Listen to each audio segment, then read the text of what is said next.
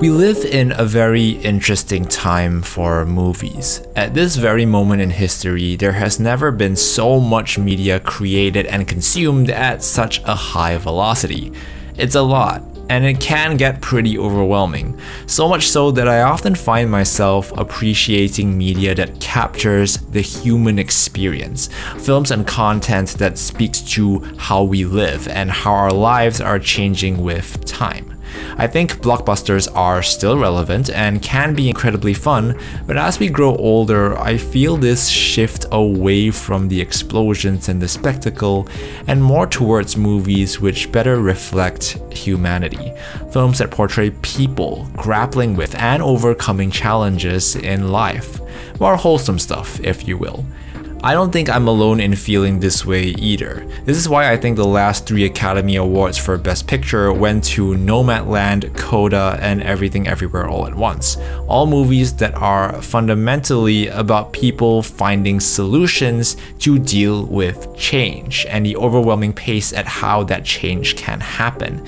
And this is a key reason I was so taken by the Malaysian movie Imaginor, one of the best movies the country has to offer, a film that I absolutely adore and I implore everyone to see. Imaginor is what I would describe as a psychological romance drama, which was released in early 2023 and directed by Nik Amir Mustafa. Without giving away too much, the film follows Zuhal, a struggling everyman who is plagued with issues both in his professional and personal life. Faced with anxiety and mounting pressure, he's referred to a doctor who starts us off on this weird emotional roller coaster of a film. Now there's a lot to love about the film. The cinematography has a fantastic balance with beautiful wide shots but also warm, intimate close-ups where necessary. The acting is brilliant and the 2 leads, Beto Kushairi and Diana Danielle, have excellent chemistry. The music is ethereal in parts and quirky in others, giving the film that layer of melancholy that so many great indie films have. And the editing is seamless, taking a complex film that jumps through time frequently and making it seem just beautifully simple. But underlying all of that is the writing. Nik Amir Mustafa, along with co-writer Reza Minat, achieves the best kind of non-linear storytelling, the kind that seems simple at first, then takes an unexpected twist which could risk derailing the entire thing, but somehow remains laser focused on the commentary it's trying to make. At the core, Imaginor questions how objective reality and memory truly are, framing it through the lens of mental health and disease. It asks the audience to question what is real and what isn't, but also asks the overarching question of whether it actually matters. This last question is becoming more and more pressing in a society where artificial intelligence and generative AI can unlock so many opportunities to alter reality, and in so doing, alter memory. Already it's becoming more and more apparent that people are living different realities of their own, with polarization influenced in large part by the media that each person consumes. And with tools that can soon exacerbate that problem, I wonder in 50 years if we will still remember the things that happened today as they happened. Or is there a chance that the photographs and headlines will tell a different story?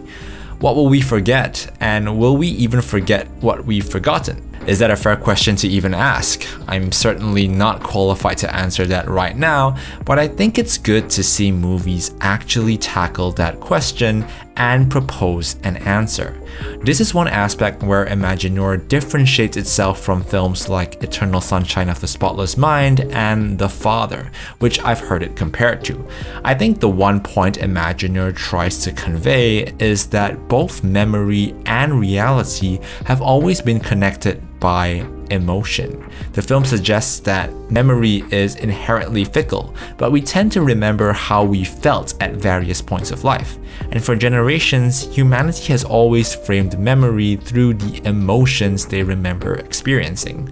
And the way I think the film uses this message to conclude the protagonist's arc is cathartic and somewhat hopeful, as if it's trying to say that through our memory of emotion, we can also arrive at the memory of reality.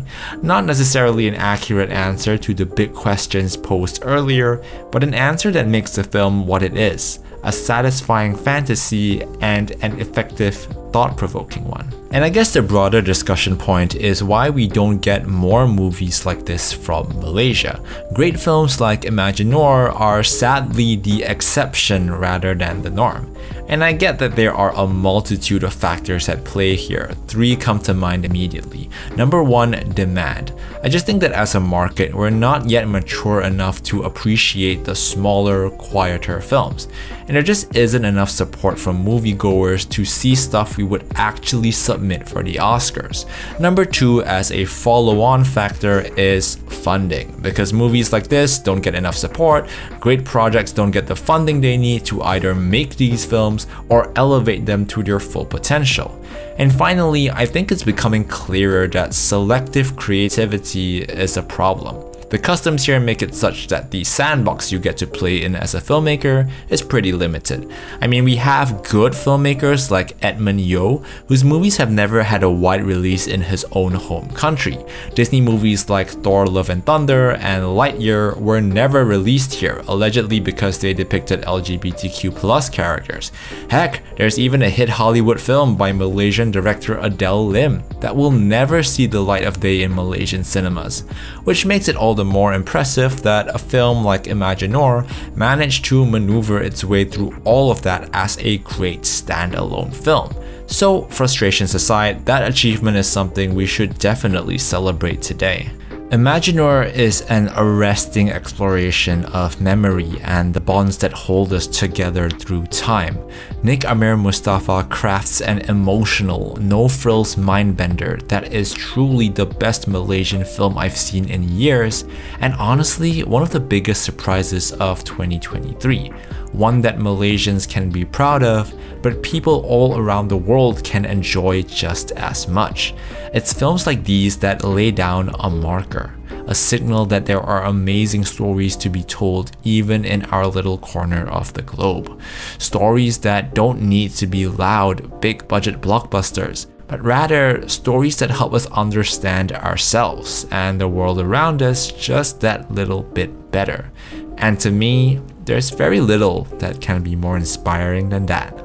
I think a lot of the times we box ourselves in a comfort zone where, well, let's just deal with our own market. When you make a movie, it should be global. It should not be for this or for that. I know there are amazing filmmakers from this part of our world, and we just have to create opportunities for them. We have to create platforms that will showcase their talent.